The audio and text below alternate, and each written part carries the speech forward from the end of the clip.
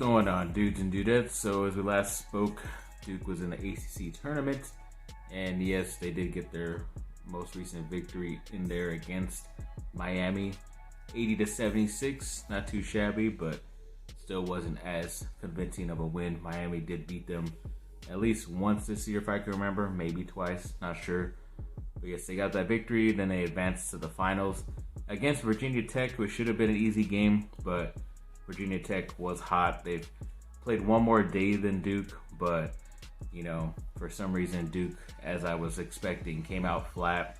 Maybe too much pressure for them to get the victory for Coach K and then get his final ACC tournament championship win. But I don't know. I stopped watching with a couple minutes left because they got to double digits, and knowing Duke and how they've been, I just knew it wasn't going to be a victory for them, and it wasn't. So congrats to Virginia Tech, I guess. But we did find out a couple days after, maybe the next day, on Sunday, that Duke is going to end up being the number 2 seed. So that loss definitely lost them the number 1 seed, in my opinion. But they do have a pretty tough matchup.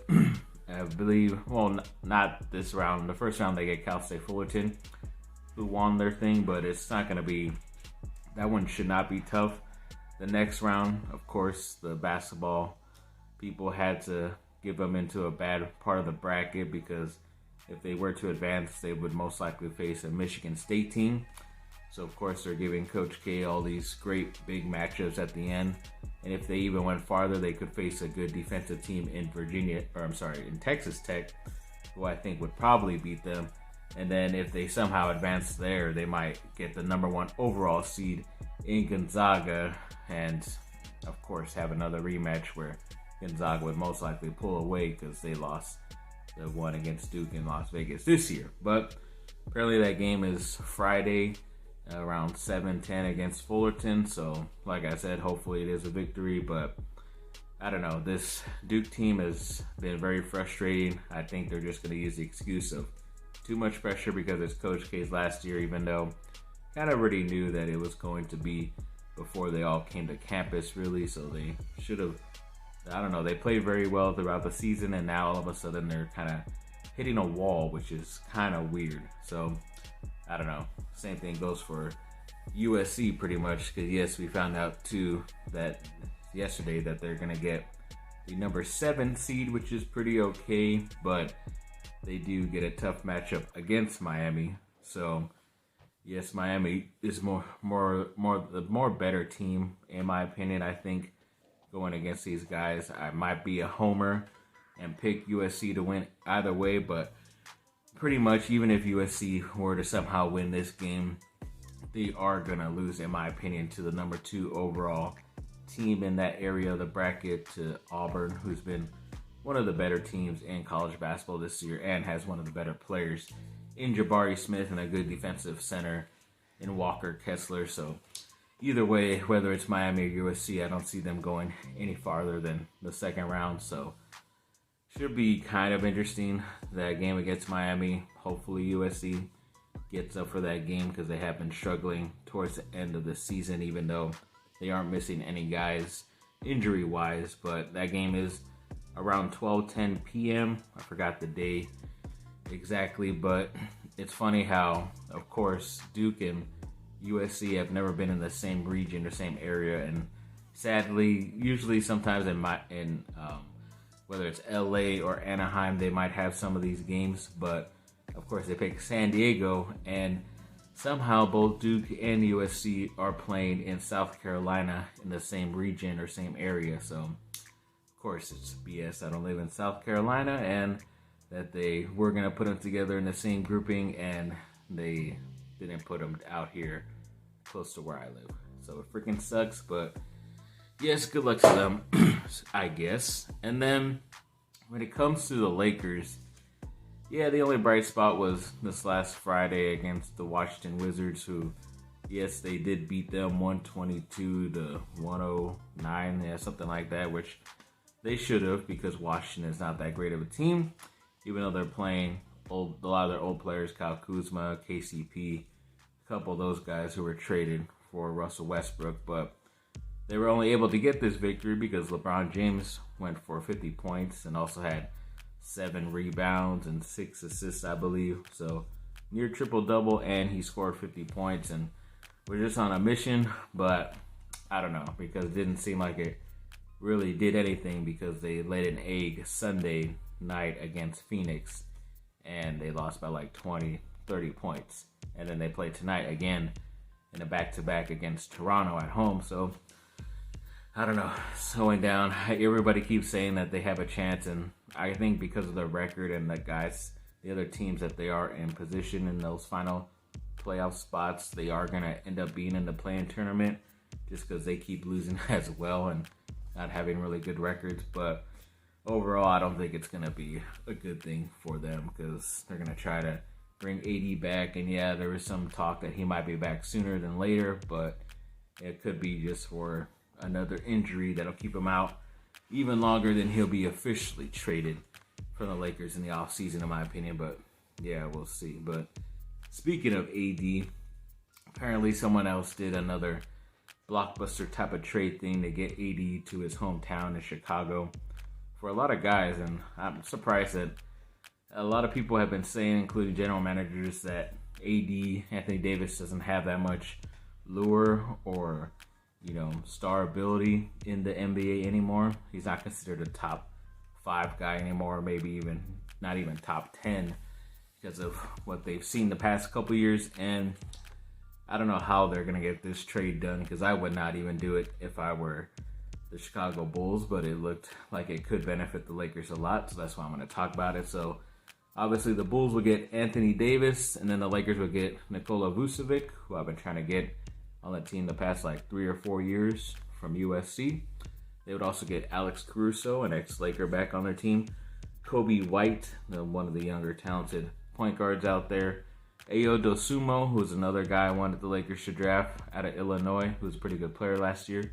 Nobody liked him, and of course he's doing very well for Chicago as a late round pick. And then Patrick Williams was surprising, because he's one of their more intriguing young guys that they picked very high in the draft, I think a year or two ago. And they included him in here along with a 2022 first round pick and a 2026 first round pick. So that's a lot to get if you were getting the superstar of Anthony Davis, and I don't think he's even close to that level right now. So I don't know if this trade would go through, but it would definitely benefit the Lakers, in my opinion. So I'm hoping for the best if it does end up happening, that the Lakers trade away Anthony Davis. But yeah, this seems too good to be true. So when it comes to like all these, announcers and play-by-play guys going different places, so apparently we found out that Joe Buck of Fox is actually leaving Fox and gonna join his buddy Troy Aikman on Monday Night Football at ESPN. So you'll keep that group or team together, which is pretty interesting, but just now on a different channel, on a different day as well. So that's gonna be not too shabby. I don't mind those guys partnering up together again. But then Amazon made some news when they hired Kirk Herbstreit, who's the more main guy to talk on like College Game Day on Saturday morning, and also he calls the main Saturday night game for college for ESPN. But they named him the Thursday night play-by-play guy, and it's for the NFL, which is kind of weird because he's been more associated with college, and apparently he's going to be doing both jobs, so it's not going to mess up his abilities at ESPN apparently. And I think Amazon is trying to pair him up with Al Michaels, who is most likely and is leaving NBC. But I don't know, because would Al Michaels just do a one day a week job? I think he would rather have something more consistent, so he might end up be going to Fox, because I don't know, Fox hasn't replaced their player announcer like a Troy Aikman yet, so he might be the first guy to go there, and then they pick whoever has been popular as of right now. It could be Drew Brees maybe, but I know he's with NBC. It's not going to be Tom Brady because he's unretired now. Maybe Peyton Manning. You never know. So we'll see how this all shakes out. It's pretty interesting to me because I like to hear certain people talk while I'm watching a game, because if it's other people, it could get bored very easily and not into it as much when it is a blowout. or something like that. And some miscellaneous news. Yes, so I know it's considered trash TV or like fake reality TV, but I kind of like this show. Believe it, I think it's HDTV is on. I just look for the name, but it's called Flip or Flop. It's like this couple who were like buying these houses and, you know, redoing them and selling them to make a profit and all this stuff. It's like one of the more typical type of shows on there, but they were pretty entertaining and interesting to see what they did with those houses and stuff. And even though they've been separated, I guess, divorce-wise, they still did the show, but apparently they're officially stopping doing the show together, which sucks. But yeah, overall, it was one of the more interesting shows I would watch. I don't watch a lot of reality TV, but yeah, sucks for that. Then Gary Trent Jr. of Duke, who is with Toronto right now, he went off the other day and got 41 points in their victory, I believe it was. So congrats to him. Obviously another Duke guy that I wanted the Lakers to get, and Portland stole him in the second round and somehow traded him away for a stupid deal, and they don't even have that guy anymore, and Trent's been doing very well. So yes, I'm definitely very happy for Gary Trent. Then to end off with a lot of Chargers news. So yes, they did extend their kicker Dustin Hopkins, who they got in the middle of the season, or at least a couple games into the season when he was released from Washington. They I believe extended him a 3-year deal worth around $9 million, which is pretty nice for a kicker. But Chargers have been always desperate to have a consistent guy. I believe he was 30 of 34 on field goals this last season.